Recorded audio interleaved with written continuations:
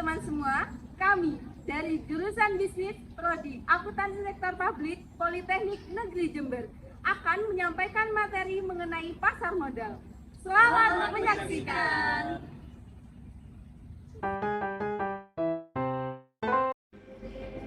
Pasar modal atau capital market adalah suatu pasar keuangan untuk dana-dana jangka panjang dan merupakan pasar yang konkret. Pasar modal dalam artian sempit adalah suatu tempat yang berpengertian fisik yang terorganisasi efek-efek di perdagangan yang disebut bursa efek.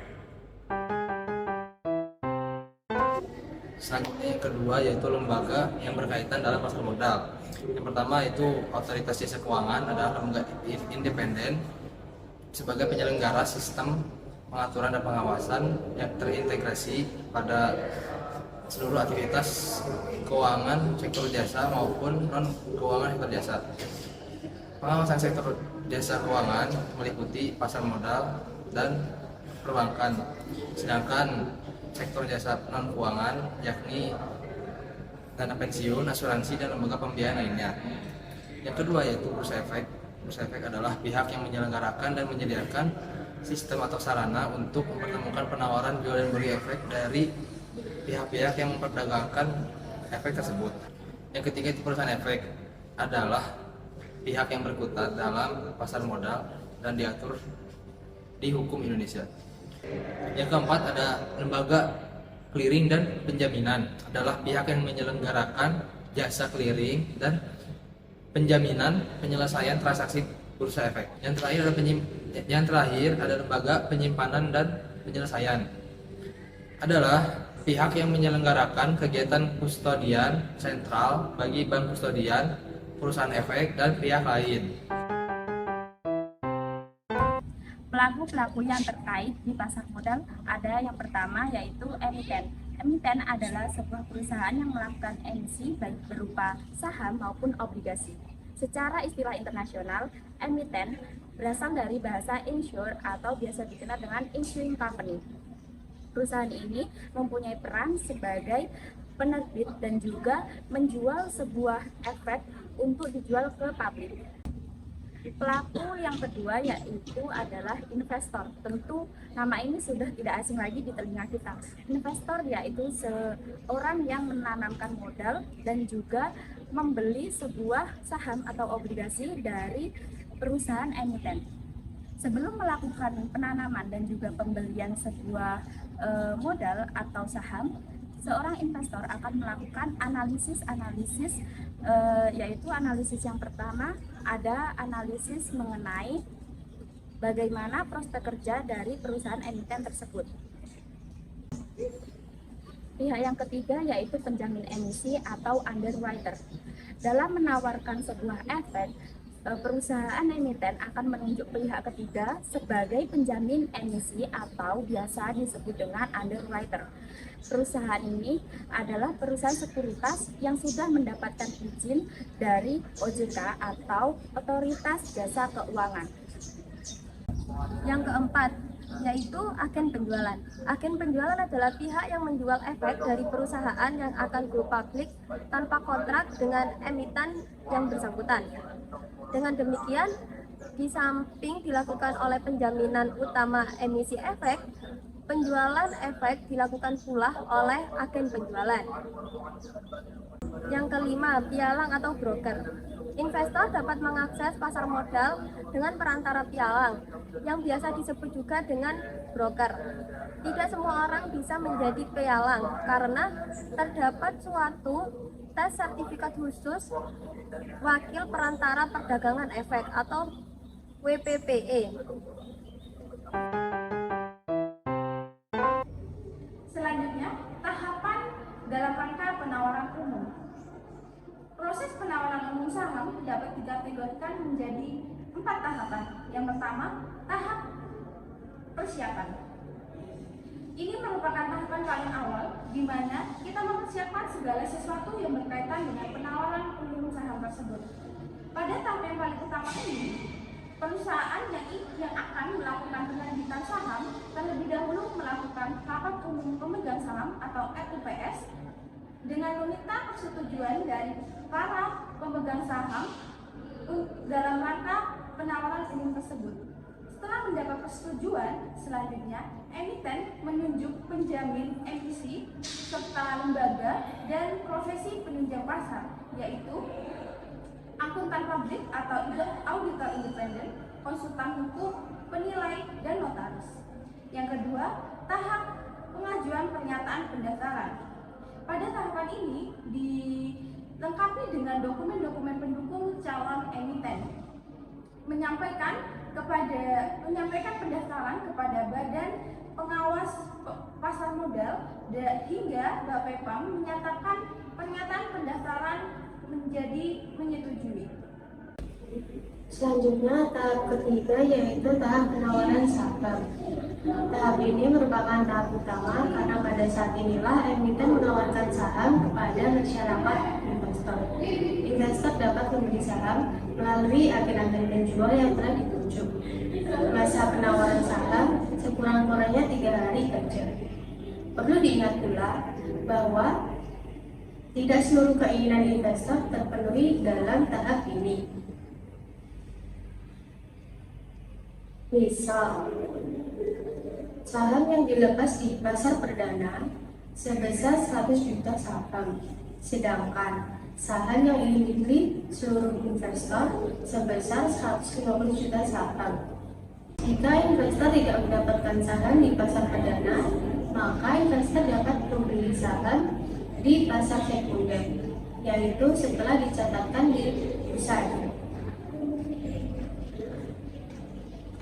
Tahap terakhir yaitu tahap pencatatan di bursa efek. Setelah selesai melakukan penjualan saham di pasar perdana, maka selanjutnya saham dicatatkan di bursa efek.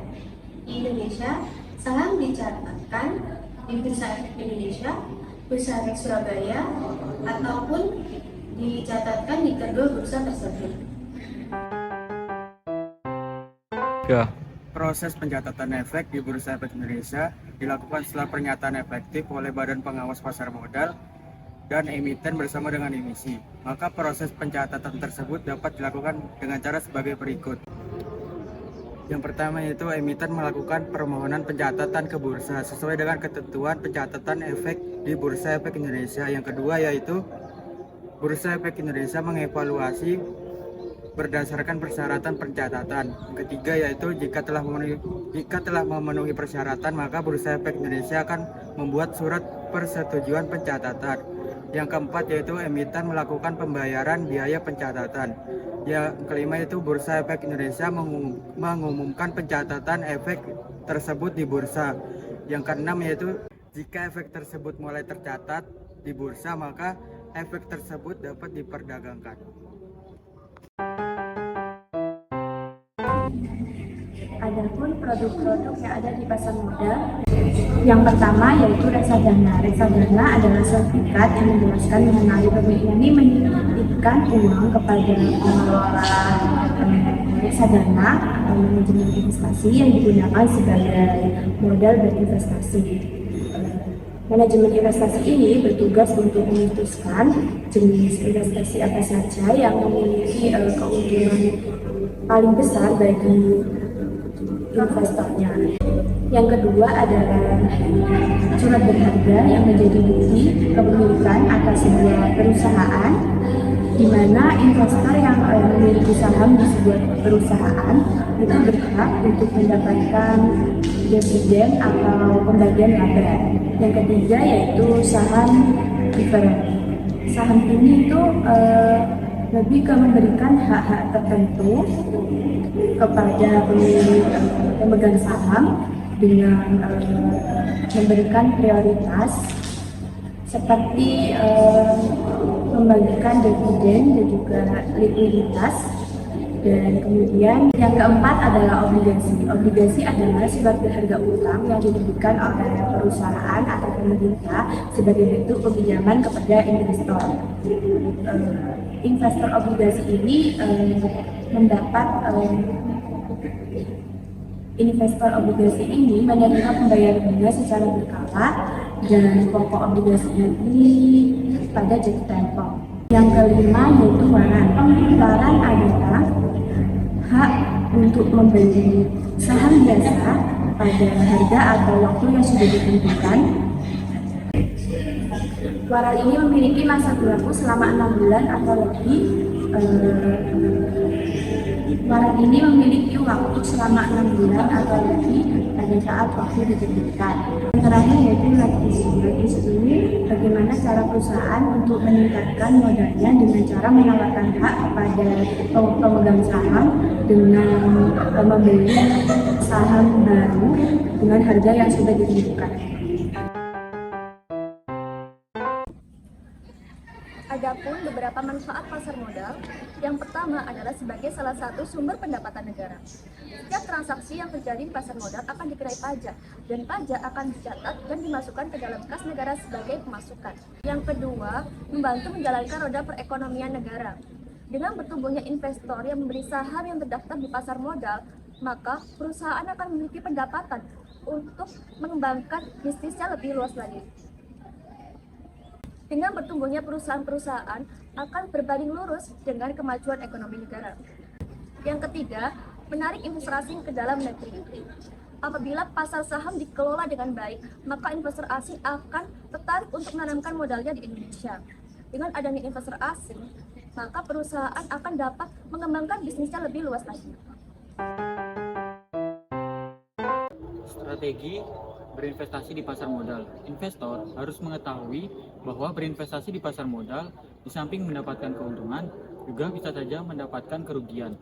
Strategi dasar investor yang dapat meningkatkan kinerja dan nilai portofolio menjadi lebih baik adalah dengan mengutip prinsip keep your alpha high and your beta low, yang memiliki arti investor harus mempertimbangkan tingkat keuntungan atau tingkat kerugian yang akan didapatkan.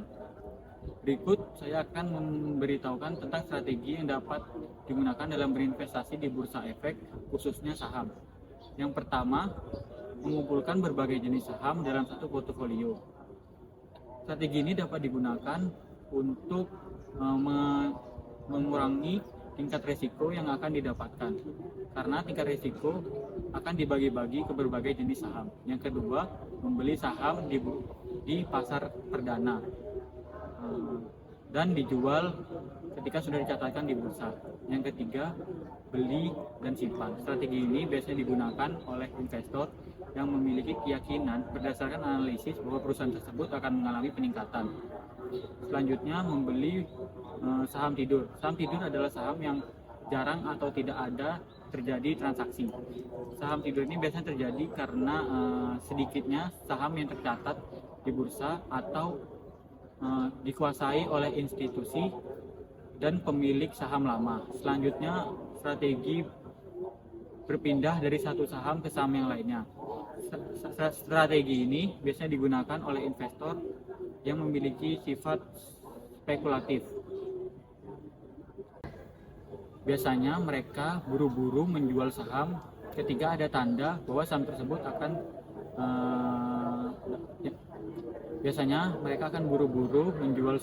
ketika saham itu mengalami penurunan, atau buru-buru membeli saham yang akan meningkat di masa depan. Selanjutnya, konsentrasi pada industri tertentu. Strategi ini biasanya digunakan oleh investor yang mengerti kondisi tertentu dari suatu industri dan tahu prospek apa saja yang menyebabkan perkembangan industri tersebut. Selanjutnya, reksadana. Strategi ini adalah dengan membeli sertifikat di investment trust. Terima kasih sudah menonton video kami. Semoga bermanfaat dan sampai jumpa.